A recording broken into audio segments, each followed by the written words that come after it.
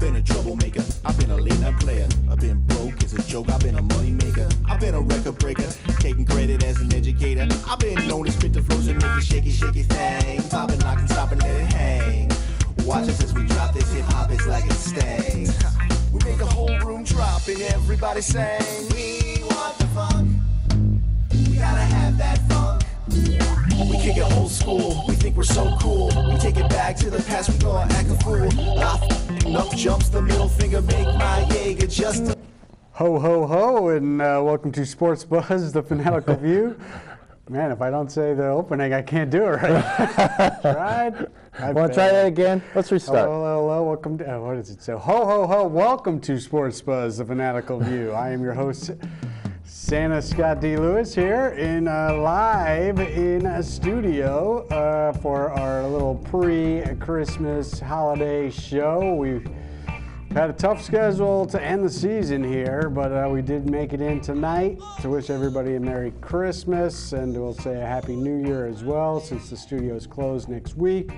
So we'll be back after the holiday, but we are here in the studios of Comcast Cable 23, downtown Danbury, Connecticut, on this winter solstice, December 21st. Shortest day of the year. And it's going to get warm. Well, then it's going to get cold again next week. But yeah, this weekend it's supposed to be a little warm, but there could be an ice storm tomorrow, which could affect some pre-Christmas parties. Could be snow on Christmas. Yes. Which could affect travel. And then I think it's supposed to be kind of bitter cold next week. Yeah, it's supposed to be down in the teens in the early mornings. Yeah. But we got off from school, so we don't have to worry. Right. Just turn the heat up, light the fire, do whatever you got, hang out all week, and take it easy. But we are happy to be here. We are live, 203-792-4101. You've heard the voice, but let's say hello officially to my right-hand man, Mr. Bob Broad Jr., the tallest of all elves. Yeah, I'm the... you could be Buddy the Elf. Elf, yeah. I'm not almost as close to Will Ferrell as... I don't know. We might have to consider that one year. Get you in Buddy the Elf outfit. Oh, okay. Get you on in front of the camera here. Oh, that would be interesting. Bob's show, Spotlight on Tuesdays at 9, Wednesdays at 12. Anything of note that we need to talk about for the recent shows? Well, let's see. Where do I start? Well, I guess I should start with the bad news. Oh, well, we were just looking at a picture of you in front of your store. Yeah.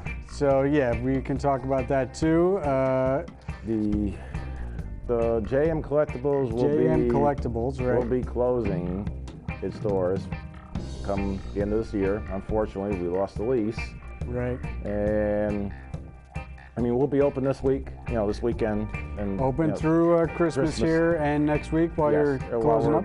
Taking the place apart, so. Right. So, I mean, it's... Over in Stony Hill, get on over there for the last minute deals, but you're hoping and you're looking that you'll reopen it sometime next year in a different location. Summer, I mean, we'll go back, I'll go back to doing car shows and things still, but, it's just sad that we have to close you up. guys put a lot into it. Yeah. You were excited about it. You had the summer, fall, but it's a tough go. I mean, opening up a business of any kind is difficult. Entrepreneurship, they say that first year is always the toughest, but if you can't get through that first year, you got to know when you have to say goodbye. Yeah. So and we're sorry to hear about that. But we'll be open tonight. We're open tonight. We're open tomorrow. We're open Saturday and Sunday. So. Mm-hmm. So stop on by if you're looking for that last-minute gift. How's Jolene and Jenna and Connor taking that? They're a little They're very disappointed that we have to close, unfortunately. It's just something that happens. Yeah. Unfortunately, there will be a karate place going in there where we are. Okay. They're taking both our store and the store that's next door, and they're gonna make it into one big store. So for a big place. So. Well, we are sad to hear that. I do want to mention who else is here and give my thank yous for the whole year's worth of work. You, obviously, Connor and Jenna, with them coming down. Connor is here tonight, and your wife Jolene, and then of course our director who's here tonight, Mike Toohey. and his show Expose Cinema, Friday nights at 9, Wednesdays at 1. And Mike McFadden, who couldn't make it tonight, but he wishes everybody a Merry Christmas. Strange Man showed up. Yes, I see him. How about that? Yeah. And I have a Christmas story to tell in the form of a strange stat or story. I'll get to in a minute. Before Christmas and but also want to thank Candy and Dave, who run the show usually here, and also Dylan, who pops in every now and then, who is here tonight, filling in for Candy, who's already off for Christmas. So it's just good to be a part of what takes place down here at the station, and we get a lot of help, and it gets done. So I want to wish everybody a Merry Christmas and Happy New Year who's part of the show, and all our fans and viewers as well. And it's great. There's no war on Christmas anymore. Right. No. You know, there might be a war on your pocket with this new tax Christmas that might gift. Be, that might hurt. We'll see how Merry that's Christmas, play everybody. out next year. Sure, but no war on Christmas anymore, so I guess we can say Merry Christmas, although I think we could always say Merry Christmas. That was another one of the crocs that were stirred up for everybody. I do have some good news. What do you got? I went to the doctor today. Okay. And he says everything looks pretty good. After that scare you had. Yeah, he says, and I need to thank my wife, Jolene, more than anything else. Because she helped me every day, go through everything I had to go through. Make sure you were on top of it so that you and she come up, called me in every day in the hospital and everything else. So it's not over, Bob. You might have got the good report today, but you have to keep doing the things that you need to do. I have to still go for a stress test and. Yeah, but just the everyday living. Oh, that's daily. You know, you go through whatever life brings. You know. We gotta lower the stress levels. You gotta eat right, be active, get some exercise. Oh, I got plenty of that. Running around after those kids. That's exercise. That's enough exercise for one person to handle. Right. But all in all, I'm doing well. I mean, the doctor says everything looks good. I just gotta keep up on the medication and stuff, and we'll keep going. Mike keeps putting up the shot of you in front of the store. Where's the Santa Claus, Mrs. Claus shot? No, what? Well, that's a shot. Are we gonna save that for the credits, Mike? That was from a toy drive many years ago. All right, there it is. Bob's been making me not put this photo up the last couple of years, but it's our best Christmas photo. So there we go. Merry Christmas, everybody. All right, speaking of Christmas, all right, let's do the Strange Man thing because it's baseball related, and I wanted to also make a quick mention of the early Christmas gift the Yankees got from their old friend Derek Jeter. Oh, Mr. Stanton. Did you see they had a town hall meeting with the Marlin fans? Yeah. Things are so bad down there? Oh yeah, that was great, crazy. All right, so we got this. We're not going to be able to, well, you can kind of see it. Which camera are we at? Season's greetings. And this card came direct to our one and only Strange Man from baseball's home to yours. Happy holidays from Cooperstown, your friends at the National Baseball Hall of Fame and Museum.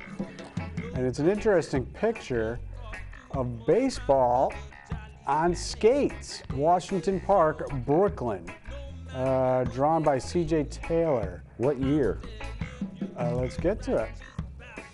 Published in the January 26th, 1884 issue of Harper's Weekly, Charles J. Taylor's illustration depicts our national pastime on ice.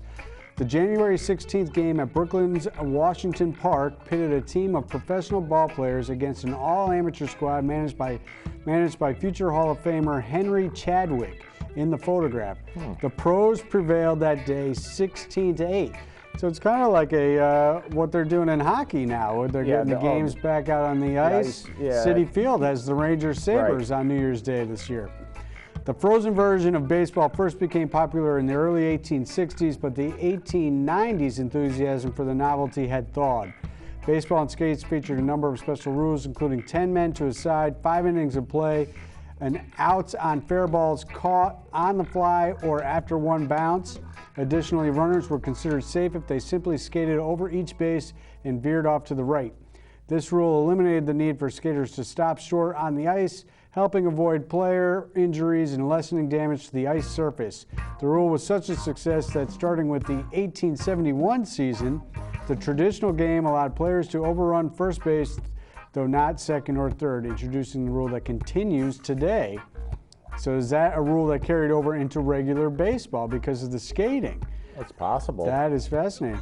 The baseball on skates illustration and the photograph of Chadwick are just two of more than 3 million items in the library archive and over 40,000 three-dimensional artifacts in the museum collection. With the support of our visitors and members, the museum continues to add items to Pastime, its online collection, making precious artifacts, photographs, and documents available to baseball fans and researchers around the world. My question to that is, how come they didn't keep it going? Because by whatever year I said, it had thawed. By the 1890s, enthusiasm for the novelty had he can take he can zoom it in on it. Well, that's all right. We got a pretty good look at it. It's a good shot. So that's that. So what do you think of this early Christmas gift for the New York Yankees?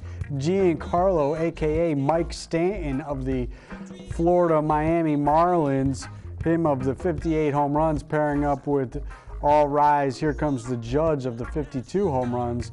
The Bronx Bombers are back, Bob. I know. What do you? Okay, that sounds okay. But let me ask you this question. Why did Aaron we get Boone? Aaron Boone as a? I don't know. I've been trying to get the pulse of the Yankee fan. I've spoken to a few of them that I know. They've all been thoroughly surprised by the Aaron Boone hire. He has no managerial. And most of them were shocked that their manager Girardi got fired to begin with. And the Giancarlo Stanton thing came out of nowhere. Right. I mean, where was the baseball commissioner in this? I mean, they didn't have to give up anything. No. I mean, Sterling Castro maybe, he's a major league player. Right. But their prospects they gave up were not very high on the list. Then they get rid of Headley. Yeah, they got rid of Headley.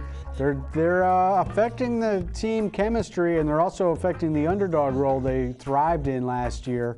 Now they will thoroughly be placed with the bullseye on their back. Yep. They're going to have to play with the target, with the expectations, and we're going to have to see. And Stanton, that's a big contract, huge money, and he is injury prone. He was pretty healthy last year, obviously, but he has had a history of injuries. Will we see the Judge, who was dominant in the first 3 months of the season, but then was, he striking out a record pace himself? He did have a couple things. You're right. Defensively, what does this do to them in the outfield? I mean, they played the same position as a matter of fact, but is Stanton going to be a DH? I don't know. I mean, interesting stuff. And meanwhile, it doesn't appear that there'll be anything under the tree for Mets and/or Red Sox fans. No. Not a sign of nothing. Although your boy Sandy Alderson got an extension. Right. Happy about that? Well, so. Well, what'd you think of today's trade? What was Evan Longoria going to the Giants. Well, I mean, I think that's good for the Giants. And as a player, I mean, it doesn't affect me much because he moves to the National League. Right. But that's good for him. He stuck around with Tampa Bay for quite a long time. For a long time. They're blown up. Their manager jumped ship a couple years ago. It's good for him to get out to something new, try something different, because he is a good player. Right. But he hasn't been heard from much in the last couple years. He also has injury problems as well. So I did want to do a little baseball. How about an early Christmas present for the New York Football Giants, Bob?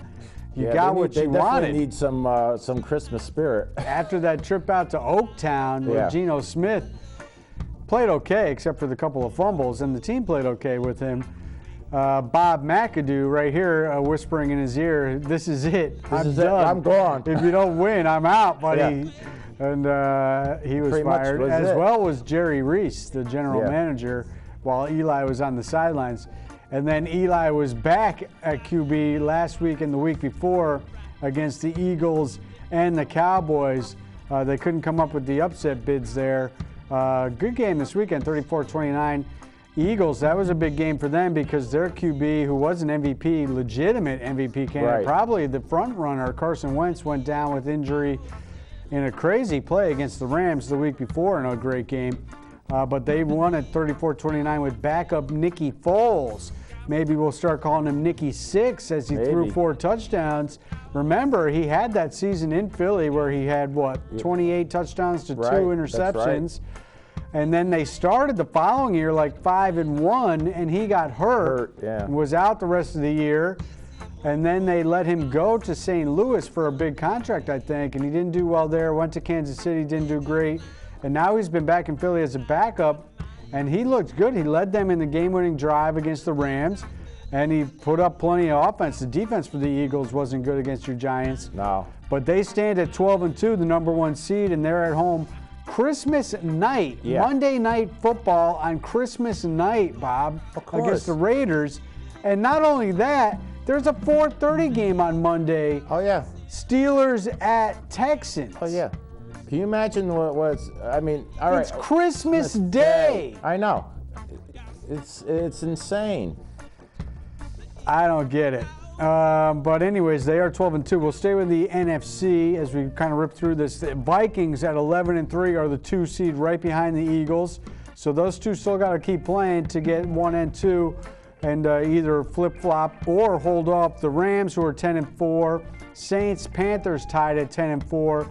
Falcons right behind them at 9-5. And the Falcons have actually, if you look at it, the inside track because they play at Saints and home for the Panthers. So they play the 2 teams in front of them. If they win both of those games, the Falcons will get the tiebreaker and win that division. So the Falcons at 9-5 right behind Saints and Panthers. And the Saints beat the Jets this weekend in what was a pretty good game. The Jets were hanging around in that game close for a while, surprisingly, after they got bumped in Jets Denver are having the a week better before. season than my Giants are. Well, the Jets were competitive this year, but, you know, staying in the NFC, the Rams at 10-4. How about what they did to the Seahawks this weekend, Bob? 42-7 in Seattle. I know. And not surprising at all, Seahawks causing fights, pulling their cheap maneuvers just like they did in Jacksonville with the dirty. How did their players not get suspended after the cheap shots they took when Jacksonville was taking victory formation, led to on-field and then in the stands activity with the fans at the end of that game? No suspensions. Oh, I know. Meanwhile, Rob Gronkowski suspended for a, spur of the moment, heat of the moment, non-premeditated act. Right. The Seahawks, what they did against the Jags was premeditated activity, and they got no suspensions. All the way. It was ridiculous, and the media was all on board with the whole thing too, which was a joke. So Cowboys and Lions at 8-6 behind the Falcons. Remember, Saints Panthers tied at 10-4, but one of those teams will get the wild card. Cowboys, Lions outside in, 8-6, and Seahawks at 8-6 also. So interesting stuff in the NFC. In the AFC, Patriots move into the number 1 seed with their victory over the Steelers, 27-24, as Gronkowski came back from the suspension. And he, had a huge game, got the big 2-point conversion late to give them the 3-point lead after the Patriots scored 11 unanswered points when they were down inside 5 minutes to the Steelers in Pittsburgh. But they took the lead 27-24. The Steelers would have had the game if they had done what they should have done. Well, if you hold on to the football for one, they would have had the game go ahead at least with 30 seconds left, probably game-winning touchdown. Right. If their tight end held on to the ball, he did not. I'm getting really tired of this. Anytime there's a play where a guy doesn't hold on to the ball, everybody loses their mind and says the NFL doesn't know what a catch is. Well, maybe the NFL actually does know what a catch is. It's called a completed pass. You must complete the pass by holding on to the football through the ground. We've been over it 10 million times. But because everybody wants to get cute and jump on the NFL, and especially if the Patriots are involved and the guy doesn't hold on to the ball, it's like controversy city. The NFL doesn't know what a catch is. They do know what a catch is. It's a completed pass. You have to hold on to the ball. I don't care if the goal line's part of the situation. You still have to complete the catch, which he didn't do. The ball obviously moved when he hit the ground. He didn't complete the catch. So then the Steelers try to get cute. First, they complete that pass, and the Patriot player did a great job tackling the guy before he could get out of bounds. Clock ran. Steelers did not have a timeout, and they had to figure out what they wanted to do on third down. Either spike it for the game-tying field goal or try to run a play, which they had time to do for the win, and then the field goal on fourth down. Big Ben fakes the spike. Patriots practice this all the time. They're the best at situational football. They were ready for it. He tried to force a pass into the end zone. It was tipped into the air by the defender who was ready, and we got the interception in the end zone. Game over. Too bad, so sad. We win, you lose. Patriots are the number 1 seed. Steelers are the number 2 seed, and the Jaguars are right behind them at 10-4, the number 3 seed. Chiefs have righted their ship, winning back-to-back division games to move to 8-6. They are the 4 seed. They're home for Miami, at Denver to finish. Chargers at 7-7 are at the Jets trying to stay alive and home for Oakland. Titans are another team at 8-6. They're home for Rams and Jags. Jags are 10-4 at San Fran, led by Jimmy G. Yeah. Garoppolo has San Francisco with the longest winning streak in the NFL at 3 games right now. How about that? That is crazy. And the Bills are currently the wild card team. And they play your Patriots at 8-6, and they play the Patriots this weekend. Who's on tonight? No game tonight. No Thursday night game. That's it. Thursday nights are over. That's a done situation. So interesting stuff in the NFL. But the other thing I will mention about the Steelers, it serves them right. Did you see what their receiver, Juju Smith, did fresh off suspension, I might add? No, I did not. His touchdown celebration? No, I did not. He simulated the hit he put on a Bengals player that knocked him out cold and sent that player to injury as his touchdown celebration. And his teammates were involved in that celebration. So you know what, Steelers? You're as dirty and cheap as any of these teams, like the Bengals always get ridiculed. Why do the Bengals get ridiculed? Because they don't win. Right. The Steelers win, so people overlook their dirty play. But the Steelers as dirty as anybody, and that right there, tells you all you need to know about Pittsburgh. So cry me a river with them over this loss and them dropping what would have been the game-winning touchdown. Speaking of football, on New Year's Day, Rose Bowl, number 3 Georgia versus number 2 Oklahoma. And that's the first time in history that Georgia and Oklahoma will play. 2 big-time programs have never played a college football game. Really? No, I was looking for an old-time picture of them against each other. I couldn't find one, and I looked it up. They had never played. And then we get the rematch. Okay, 5 minutes. The rematch of last year's championship, actually the last 2 championships. Right. Alabama, number 4 seed this year, they got lucky with the way everything shook out on the final day versus number 1 Clemson. And then we'll see the winners of that will face off in the championship game. Amazing that Clemson ended up number 1 again this year, Bob, because remember they lost against Syracuse earlier in the year. Another game of note. Colorado State. I'll mention that in a second. On New Year's Day, another game of note, the Peach Bowl. The team I thought should have cracked the top 4 since there was all these teams with losses. Why not let University of Central Florida, the only undefeated team, into the top 4? It's not like, whatever. I'm not going to get into this whole long-winded thing about the power conferences and the strength of schedules. I still say whatever about that. It's a beauty pageant.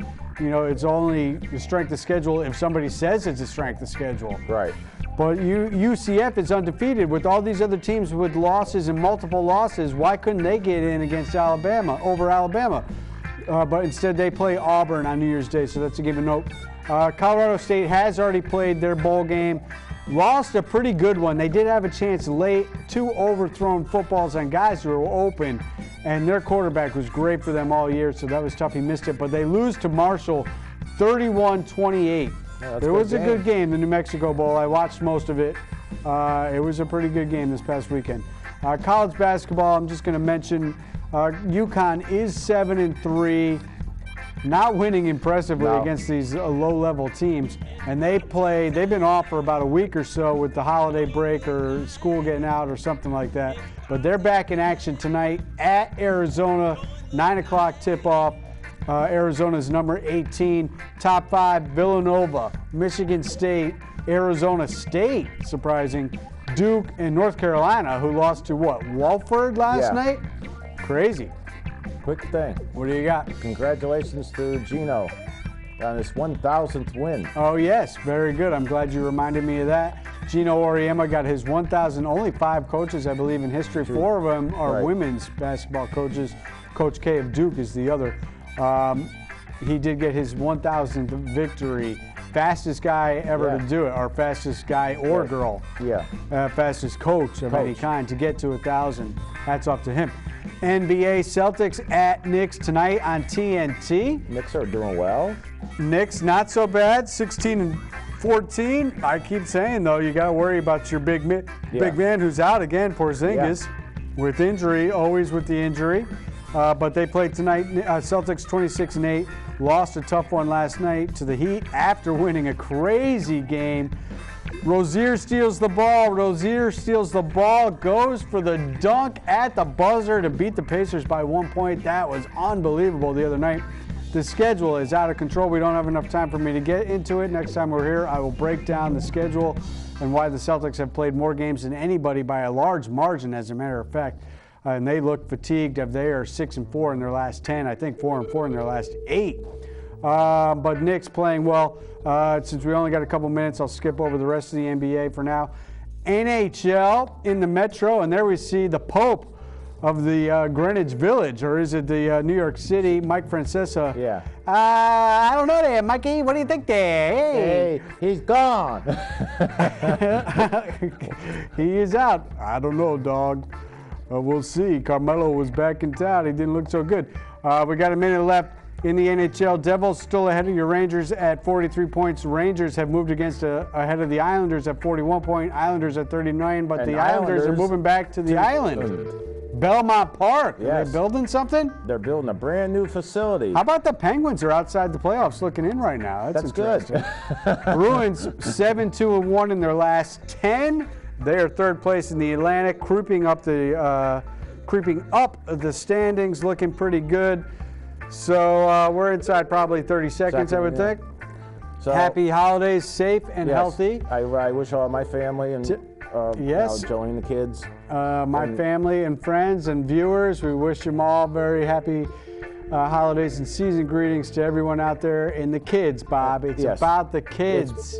I hope the kids wake up happy on Christmas Day and they get what they want. And Santa was good to everybody. We'll see you in the new year. Happy and healthy to everyone. And happy New Year to you too. And Happy New Year to you too, Bob. You got it covered? I think we're out of here.